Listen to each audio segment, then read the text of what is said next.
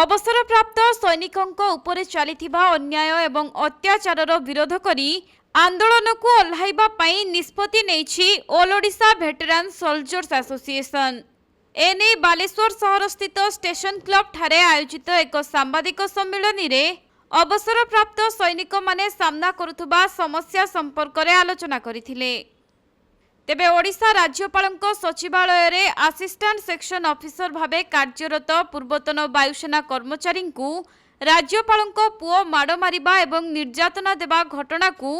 सरकारी स्तर रे चपाई देबाकू उद्यम हेउथुबा नै एसोसिएशन कर्मकर्ता माने दृढ़ निंदा करिसेंती। सेहिपरि केंद्र सरकारक तैल मंत्रणालय अधीन बीपीसीएल कंपनी पेट्रोल पंप परिचालना पई अवसरप्राप्त सैनिकों को दायित्व देबा नै नियम उल्लंघन होइथिबा दाबी होइछि।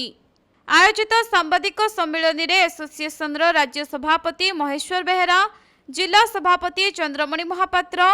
कोषाध्यक्ष प्रमोद कुमार पाणी, गोविंद चंद्र भई प्रमुख उपस्थित रहिथिले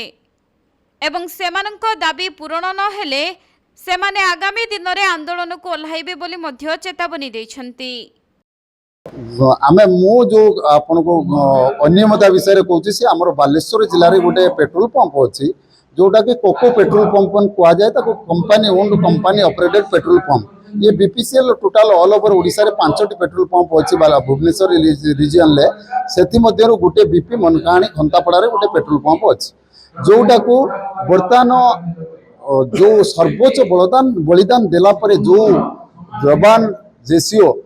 ऑफिसर रिटर्न आसुचंती बंचिकी गाँ को आसुचंती सेमान को गवर्नमेंट तरफ गोटे प्रिविलेज अच्छी से प्रिविलेज रे सेमान को बंटन करा जाए किंतु आमर इंडियन ऑयल कंपनी किसी चाटुकार ऑफिसर अच्छी जार नाम भी मुझे आपंकर ज्योतिर्मयी धर बोली जड़े अफसर अच्छा सी आपणकर जड़े पॉलिटिकल लीडर सहित मधुचंद्रिका करी बर्तमान स्त्री ना इलीगल अलटमेंट कर जोटा कि गोटे जवान हक ताकू से माने किभली छड़े नहीं चंदी सेति पई आमे प्रतिवाद करी काली हमर एसोसिएशन तरफ प्रतिवाद करा जायतिला करिला परे आमे बर्तमान एही आपन को माध्यम रे आमे तांको थ्रेटनिंग देबा को चाहूछु तथा अनुरोध करबा को चाहूछु से आउ थरे एटा को रीशेड्यूल करंतु चेक करंतु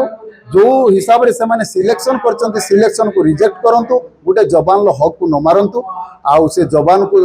दबा दरकार आउ जो ऑपरेटर आपनकर पूर्वरु अछि से ऑपरेटर जो बकेया राशि अछि ताकू हैंडी टेकी पूर्वरु क्लियर करंतु। पेट्रोल पंप ता दिया जायछि कैप्टन चंद्रमणि महापात्र जे कि मु निजे मु नेइथिली 3 वर्ष पई मो सहित कांटेक्ट ला 3 वर्ष परे आउ जने फौजी भाई को मिलिबा कथा किंतु आमर जो पेट्रोलियम डिपार्टमेंट जो हेड मिस्टर ज्योतिर्मयी धर सीए आउ ठाकुर रंजित दास एको मधुचंद्रिका करी राज्य सैनिक बोर्ड रो सेक्रेटरी को निज कॉन्फिडेंट रे नहीं से निज नाम रे एको वर्तमान करी नहीं चंती करबा परे वर्तमान टेक ओवर करबा को जतले आसिले 31 जुलाई पर्यंत मोर डेट अछि किंतु 24 जुलाई रे से माने कहले खाली करबा को किंतु एटा को हमर एओभीएस तरफ प्रतिवाद करबा परे से पळै जाइतिले कहितले आमे सब दुईटी मांग हमर थिला गोटिए मांग थिला जे ये पेट्रोल टंकी को जने फौजी को अलर्ट करा जाऊ द्वितीय तो जो चंद्रमणि महापात्र आपनकर सर्विस प्रोवाइडर अछंती तांकर बकेया राशि को तांको फेरस्त दिया जाऊ ये दुईटा जाक मांग को से माने कहले हां आमे एको आम सीनियर अफसर सहित कथा आइ करिवु किंतु आज से माने गोटे मेल देले ना आउ एको रखी हबो नाही आपन को 30 तारिख सकाळ 6टा बेले खाली करबा को पड़िबो खाली करिवे ना आपन जीबे ना मु तो खाली करबा पई राजी अछि मोर दुईटी मांग जो एसोसिएशन मागुची